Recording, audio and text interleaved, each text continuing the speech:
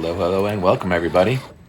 JB here with JB's RCs, running the Redcat Gen8. This is the V1. You can see the dark tinted windows, or stickered windows, I guess you could call it. They do have the V2 with the clear windows and a few other upgrades, but this V1 is fantastic. I've had this for a long time now. This is one of the first handful of 1/10 scale crawlers that I bought. And I've done very little to it, and I beat the living crap out of it. I've taken it through mud, I've taken it through water multiple times. Matter of fact, I think the last time it was in water, it was up to the roof in the water, so you're looking at 10 inches water easily.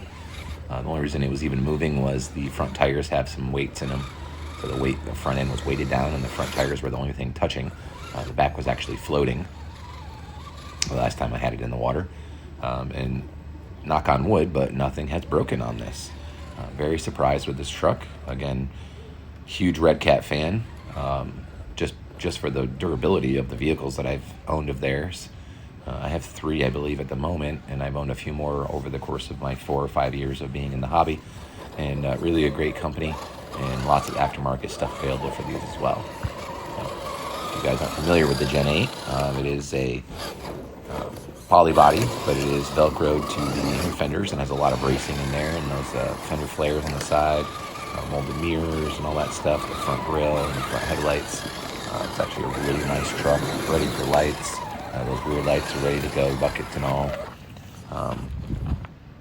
Front bumper, rear bumper, it's got metal tow hooks on it. It's actually got the hitch latch on the back bumper there, and a little cover on it. So if you don't want to put the hitch in, but the cover is like a little Redcat symbol, a little Redcat emblem, which is cool.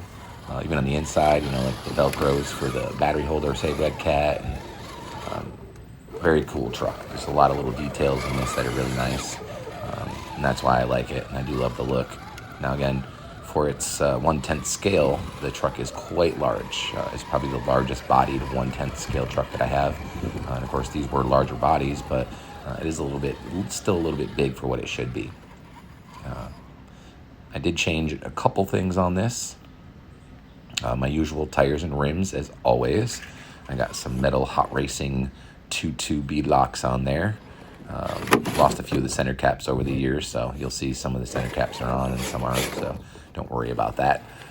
Running the Swampers on there, Super Swampers, and not the best for the rocks, but work plenty good enough for this truck.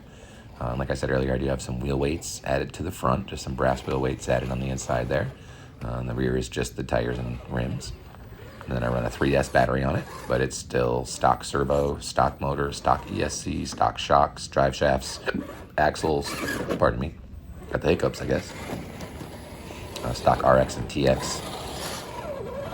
And of course I just added a few stickers and stuff. I got my RC plate shop license plate on there, JB's RCs. This is one of the ones I got from Maine, I think, is the state on this one. I do live in Florida, but we went on a nice vacation up to Maine, and I bought some plates from RC Plate Shop after we went on that vacation, and I thought the Maine ones would be cool, so I stuck a Maine one on there. A couple other custom stickers and stuff as well. I got my logo sticker on the side, and there's like a Moab sticker on the back, and some cool stuff, all the little details. Make it a little different than somebody else's and make mine recognizable. This is going to be my mud truck from now on, so I'm actually going to take these tires off, which sounds funny because they're mud tires, but I have another set that I'm going to put on there, I think, with some wagon wheels, like a deep dish. And I'm so sorry, I forgot to mention I do have some spacers on here as well. They are 12 millimeter spacers for the wheels, I believe, so it does give it a little bit wider of a stance. Anybody who knows the Gen 8, this is a very top-heavy truck, and with the stock rims and tires, it was quite narrow, and would definitely flip on you pretty easily if you weren't watching what you were doing. So with these wider tires and those extensions, this really is a stable truck now. But the ones I'm putting on are deep dish wagon wheels, so I think I'm going to take the spacers off, because that should give it the widening that it needs. And then hopefully those tires will work good in the mud. But like I said, since I've had this truck for so long and it's taken such a good beating and held together so good, I really want to just make this into a mud truck because I think this is one of the ones that I have that'll handle it. And I've had it for so long now that I'm not too worried about if I do break something. Easy to find upgrade parts for this, no problem, which I'll be excited about. Maybe some metal axles and metal drive shafts, or we'll see how it goes. New gearbox or something, metal casing gearbox, or who knows. We'll see what happens. Always fun to mess around with these, change them up, and see what we can get out of them. But I hope you guys enjoy the video. Thanks for stopping by. Go ahead and like, comment, subscribe, and smash that notification button if you haven't already. Get out there and have some fun. We'll see you next time.